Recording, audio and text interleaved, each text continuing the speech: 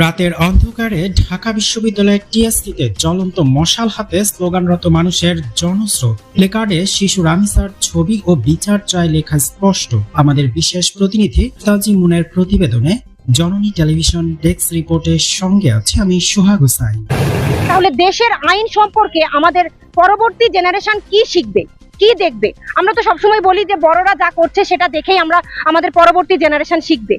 তাহলে এই যদি আমাদের বর্তমান আইন প্রয়োগের অবস্থা হয়ে থাকে, এখনকার জেনারেশন যারা নতুন আসছে তারা কি শিখবে?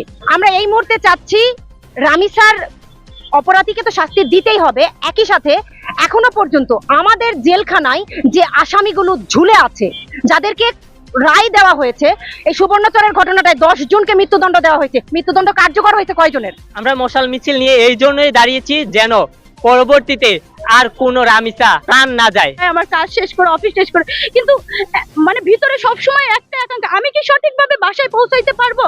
আমি কি নিরাপদভাবে আমার সন্তানের কাছে যে কথা বলতে পারবো? হয়তো আজ আসিয়া কাল অমুক, হয়তো পরবর্তীতে আমি নিজেও এর ভিকটিম হব। অন্ধকার নামতেই মশাল জ্বলে উঠল ঢাকা বিশ্ববিদ্যালয়ের টিএসসিতে। কিন্তু এই আলো কোনো উৎসবের নয়। এ আলো ফুটফুটে শিশু রামিসা হত্যার পুঞ্জীভূত ক্ষোভ আর প্রতিবাদের। শিশু রামিসা ধর্ষণ ও নৃশংস হত্যাকাণ্ডের বিচারের দাবিতে গতকাল রাতে রাজপথে নেমে আসেন বিভিন্ন শ্রেণী পেশার মানুষ।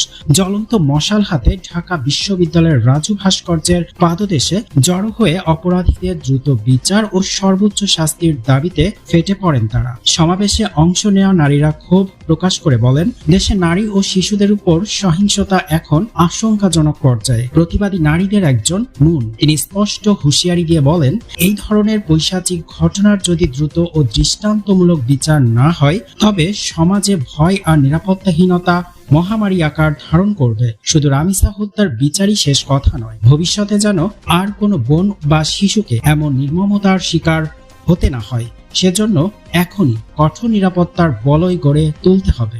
অবস্থানের কথা আমরা বলি, তাহলে আমরা একটা কথা বলতে চাই, উই ওয়ান্ট জাস্টিস। আমরা জাস্টিস চাই, we want justice, we want justice, we want justice, we want justice, we want